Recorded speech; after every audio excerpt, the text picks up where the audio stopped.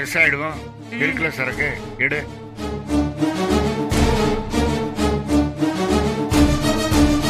எடு சீக்கிரம் கொடு. கண்ணில் போட்டுக்க. அழு, எனக்கு கொஞ்சம் போடு.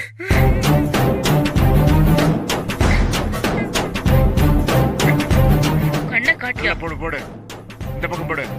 அழுவையா?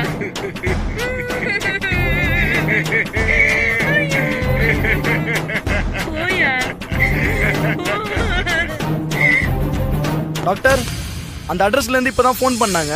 அவங்க கொடுத்திருந்த அட்ரஸ் பொய்யான அட்ரஸ்னு சொல்றாங்க.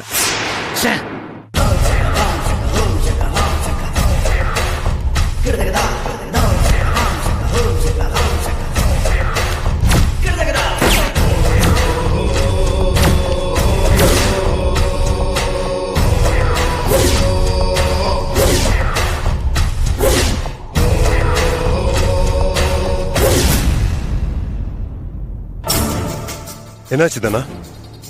நீங்க சொன்ன மாதிரி ஆபீஸை விட்டு வெளியே வந்ததுல இருந்து அந்த பொண்ணை நான் ஃபாலோ பண்ணேன். நடுவுல யாரையுமே சந்திக்கல, யார் கூடவும் போன்லயும் பேசல.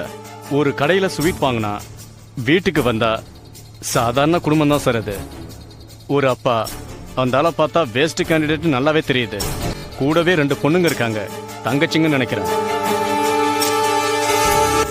அவங்களுக்கு ஸ்வீட் கொடுத்தா கூடவே அந்த பக்கத்து வீட்டாலும் இருந்தான். எல்லாரும் சந்தோஷமா ஸ்வீட் சாப்பிட்டாங்க. நீங்க சொன்ன அந்த பொண்ணு உங்களை மிரட்டி வேலை வாங்கின விஷயம் அவங்க குடும்பத்துல யாருக்கும் தெரிஞ்ச மாதிரி தெரியல சார்.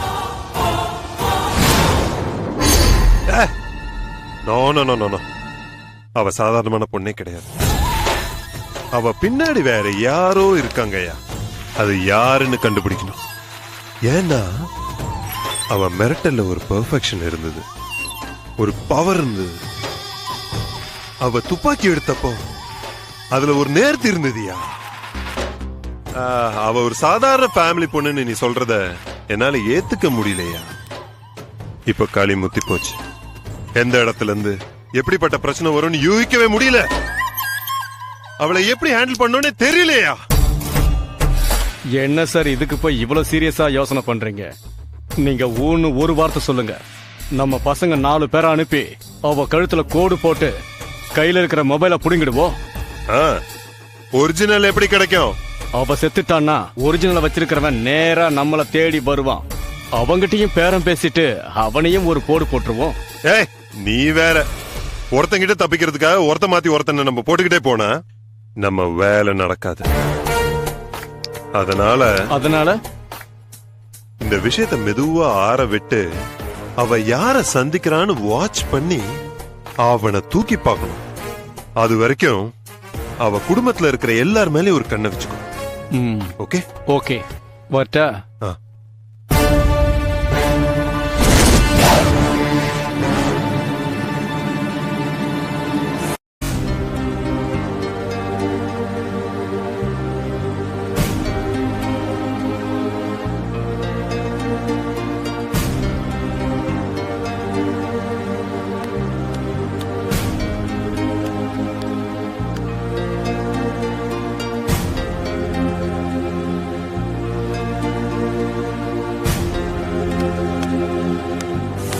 பாத்தியா, ஆஸ்பத்திரியில உயிரை காப்பாத்துற வேலைக்கு வந்தா நமக்கு வந்திருக்கிற பிரச்சனையே. You don't worry. இந்த கேஸ் சம்பந்தமா எங்க போலீஸ் டிபார்ட்மெண்ட் உங்களுக்கு ஃபுல் சப்போர்ட் பண்ணும். அதுக்கு நான் ஏற்பாடு பண்றேன். முதல்ல அந்த பொண்ணு சீதாதேவி யாருன்னு தெரியணும். அதோட அவ பேரு சீதாதேவி தானாங்கிறதும் தெரியணும். 1 செகண்ட்.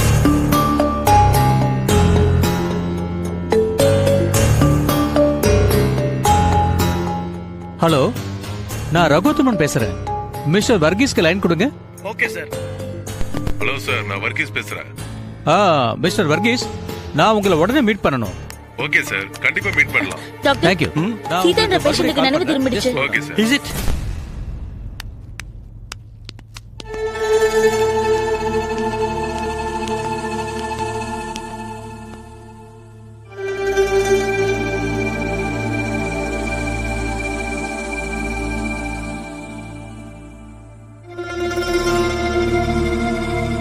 சொல்லுமா, உன் பேர் என்னம்மா? சொல்லுமா, உன் பேர் என்ன? சீதா தேவியா?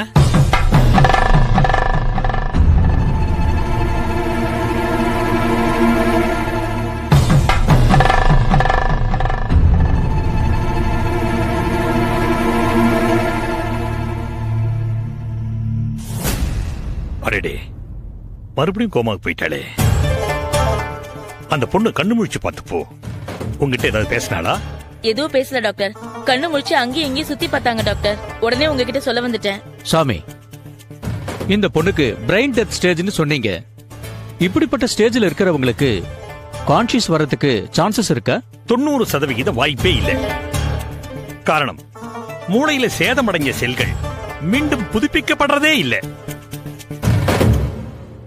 இந்த பொண்ணுக்கு மூளைத்தண்டும் சேதமடைஞ்சிருக்கு. மூளைத்தண்டு சேதமடையும் போது கோமா விஜிலண்டேங்கிற நிலை ஏற்படும். அப்ப பாதிக்கப்பட்டவங்களுக்கு 10% சுய உணர்வு தான் இருக்கும். அந்த சமயத்துல பேஷண்ட்டுக்கு கண்ணசைவை தவிர வேறு எதனாலையும் தொடர்பு கொள்ள முடியாது. இப்ப இருக்கிற அந்த 10% கூட கொஞ்சம் கொஞ்சமா குறைஞ்சி 0%க்கு போயிடும். ஏன் சாமி, மறுபடியும் இந்த பொண்ணுக்கு சுயநினைவு திரும்பறதுக்கு வாய்ப்பு இல்லைன்னு சொல்றியா? ஷூர். எப்ப ஒரு பேஷண்ட் கோமா விஜிலண்டேங்கிற கண்டிஷனுக்கு வந்தாங்களோ, மெடிக்கல் டர்ம் படி நாங்க அவங்கள வெஜிடபிள்னு தான் சொல்லுவோம்.